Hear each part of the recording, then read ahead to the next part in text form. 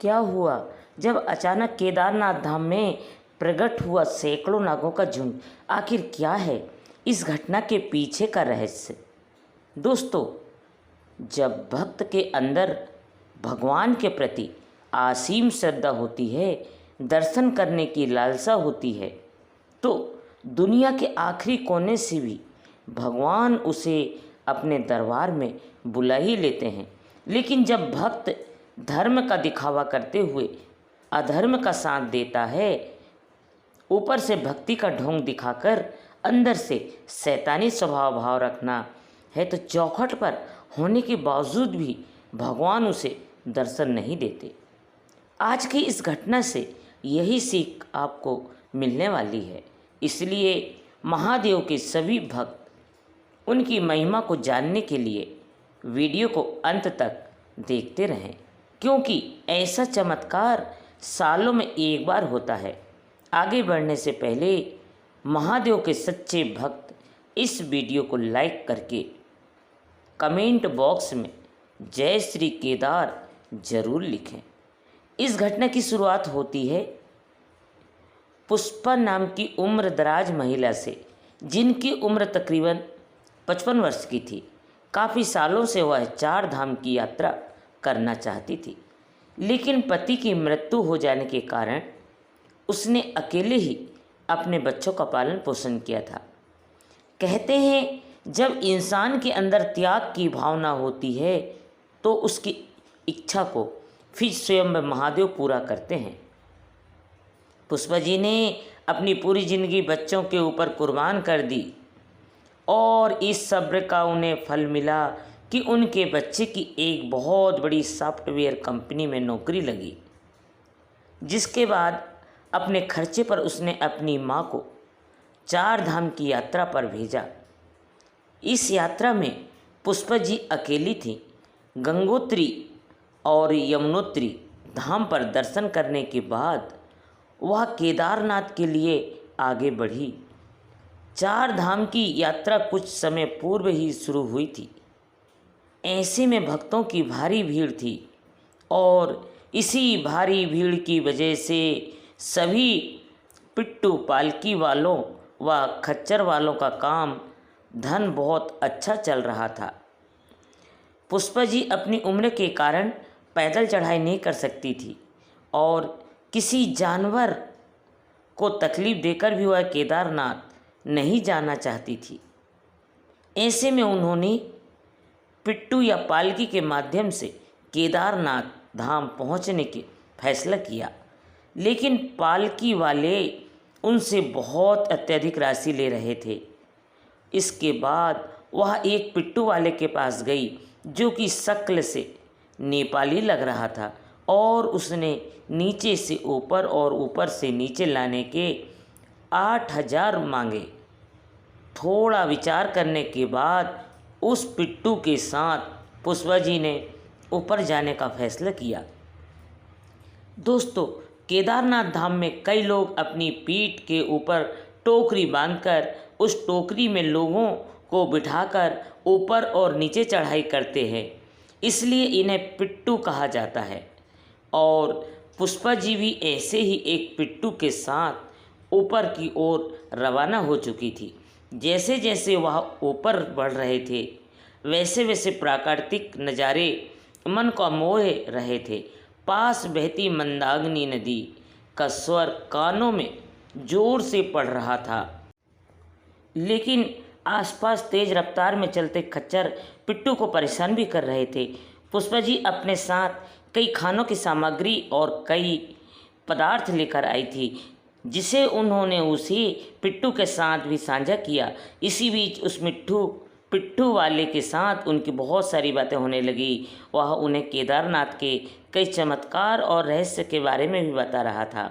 और इसी बात में कब उन्होंने रामबाड़ा को पार कर लिया, पुष्पा जी को पता भी नहीं चला। उन्होंने साथ में फ़ोटो भी लिए और बातचीत करते हुए वे जंगल चट्टी पहुंच गए, जहां से 3 किलोमीटर बाद भीमबल्ली में उस पिट्टू ने पुष्पा जी को एक कैप दिखाया। जिस स्थान पर वह रहता था अब देखते देखते 6 से 7 घंटे हो गए और केदारनाथ में मात्र 4 किलोमीटर की दूरी बाकी थी। कुछ देर बाद जब दूर से पुष्पा जी ने केदारनाथ मंदिर को देखा तो उनकी खुशी का ठिकाना न रहा, क्योंकि प्रातः काल से ही इस नज़ारे को देखने की इच्छा थी। उनके मन में थी गर्भगृह में जाकर बाबा केदारनाथ के दर्शन करने की, लेकिन जब वे मंदिर के पास जाने लगे तो एक ऐसी घटना हुई जिसने सभी को हैरान कर दिया। अचानक से 5 से 6 नागों का झुंड पुष्पा जी और उनके पिट्टू के रास्ते में आ गया, जिसे देखकर आसपास के सभी लोग डर गए और पिट्टू भी उसी स्थान पर रुक गया। लेकिन सभी लोग बड़े हैरान थे, क्योंकि आज से पहले केदारनाथ में इतने सारे नागों को एक साथ नहीं देखा गया था। क्या इस घटना के पीछे कोई कारण छुपा हुआ था? सभी लोग यही सोचने की कोशिश कर रहे थे जब पुष्पा जी उस पिट्टू की टोकरी में से नीचे उतरी। तब कुछ ही क्षण में वह नाग वहाँ से चले गए और फिर नागों के जाने के बाद में पिट्टू की टोकरी में से नीचे उतरी। सब कुछ ही क्षण में वह नाग वहाँ से चले गए और रास्ता साफ हो गया। लेकिन अभी भी किसी के समझ नहीं आ रहा था कि आखिर इतने सारे नाग एक साथ आखिर इस मार्ग पर क्यों आए थे। पुष्पा जी ने उस पिट्टू को वहीं छोड़ दिया, क्योंकि वह एक रात्रि केदारनाथ में ही रुकने वाली थी। लेकिन रात्रि के समय अत्यधिक भीड़ होने के कारण पुष्पा जी ने सुबह दर्शन करने का फैसला किया, लेकिन सुबह भी टोकन न होने की वजह से उनके दर्शन नहीं हो पाए। जब वह टोकन लेने पहुंची तो उसे दिन के सारे टोकन समाप्त हो चुके थे। पुष्पा जी हैरान थी, आखिर महादेव उन्हें दर्शन क्यों नहीं देना चाहते हैं। उनकी वापसी की ट्रेन थी, जिस वजह से उन्हें बिना दर्शन की ही नीचे लौटने का फैसला किया। तभी उनके हाथ में एक चाबी आई जो उनकी नहीं थी। उनको ऐसा लगा कि यह ज़रूर उस पिट्टू की चाबी है जो मुझे ऊपर लेकर आया था। निराशा मन से पुष्पा जी ने फिर एक पिट्टू किया और केदारनाथ धाम में नीचे उतरना शुरू कर दिया। नीचे पहुँचते पहुँचते जब वह भीम बल्ली तक पहुँची तो उन्हें उस पिट्टू का वह कैप दिखाई दिया जिसमें वह रहता था। पुष्पा जी ने सोचा क्यों ना मैं उसकी चाबी उसे लौटा दूं। हो सकता है यह उसकी कोई आवश्यक चाबी हो। उन्होंने कैब के बाहर खड़े होकर उसे आवाज़ लगाई, लेकिन ऐसा लग रहा था मानो कैब में नहीं है। तो पुष्पा जी ने सोचा कि कैब के अंदर उसकी ज़रूरी चाबी मैं रख देती हूँ। और जब उन्होंने कैब के अंदर प्रवेश किया तो अंदर बहुत गंदी बदबू आ रही थी। उन्होंने एक थैली को खोल के देखा तो उसमें मांस रखा हुआ था। जब उन्होंने आसपास और थालियों में देखा तो उनके पैरों तले ज़मीन खिसक गई, क्योंकि सभी थैलियों में मांसाहार रखा हुआ था। पुष्पा जी के रोंगटे खड़े हो गए, क्योंकि वह एक ऐसे धाम पर थी जो 4 धाम में से कहा जाता है, और ऐसे पवित्र धाम में भी लोग इतना गलत काम कर सकते हैं, यह उन्होंने कभी नहीं सोचा था। तभी उन्होंने इस पूरे घटनाक्रम की जानकारी पास में बने हुए केदारनाथ बेस कैंप पहुंचाई और तुरंत इस घटना पर एक्शन लिया गया।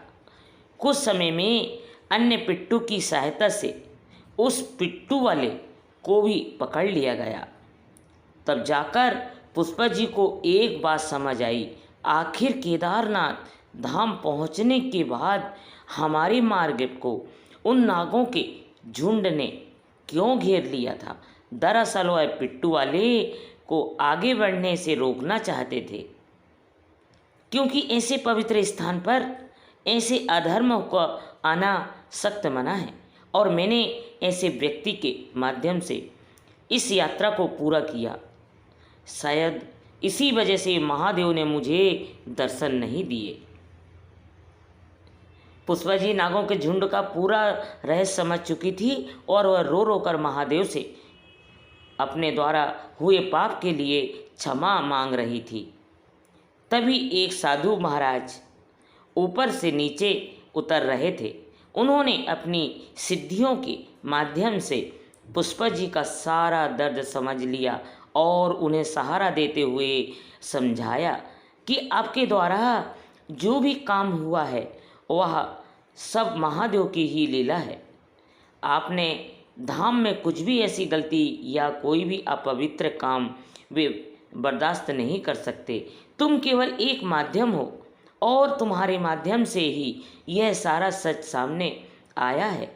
इसके बाद उन साधु महाराज ने पुष्पा जी को दर्शन का एक टोकन प्रदान किया और कहा कि टोकन के माध्यम से इस बार तुम्हारे दर्शन जरूर होंगे और तुम्हें दर्शन जरूर होंगे और वहाँ से चले गए।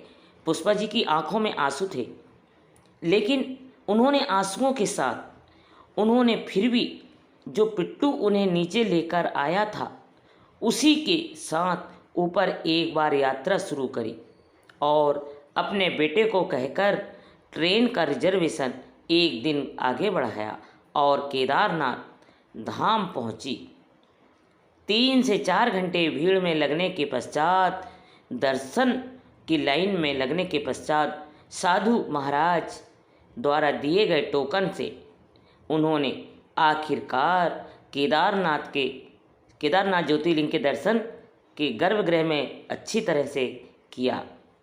इसके बाद वह बद्रीनाथ के लिए रवाना हुई और अपनी 4 धाम की यात्रा को पूरा किया। लेकिन दोस्तों, बहुत बड़ी विडंबना है, हाल में ही कई न्यूज़ चैनल में, कई अखबारों में हमें इस घटना की सच्चाई देखने को मिलती है कि किस प्रकार पिट्टू के कैंप में अलग अलग क्षेत्र में केदारनाथ धाम में मांसाहार प्राप्त हुआ है।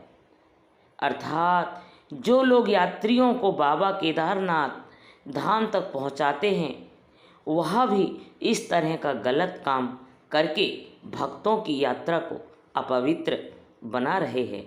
कलयुग के इस बढ़ते दौर पर बस यही देखना बाकी रह गया था, लेकिन आशा है आगे ऐसी कोई घटना ऐसी किसी पवित्र धाम में ना हो। लेकिन इस पूरी चमत्कारी घटना से हमें यह सीख मिलती है कि भगवान के दर्शन हमें तभी हो सकते हैं जब हमारे कर्म अच्छे हो, मन में सही भाव हो और सही मार्गदर्शन से। उस पिट्टू की गलती की वजह से ही नागों के झुंड को केदारनाथ धाम में अचानक प्रकट होना पड़ा और उसके बाद मार्ग को रोकना पड़ा।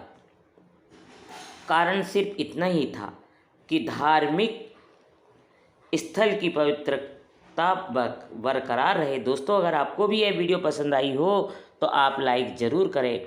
रोज़ाना ऐसी सत्य चमत्कारी घटना देखने के लिए हमारे चैनल को सब्सक्राइब करके बेल आइकन को अवश्य प्रेस कर लें। अभी के लिए आप सभी दर्शकों को हर हर महादेव।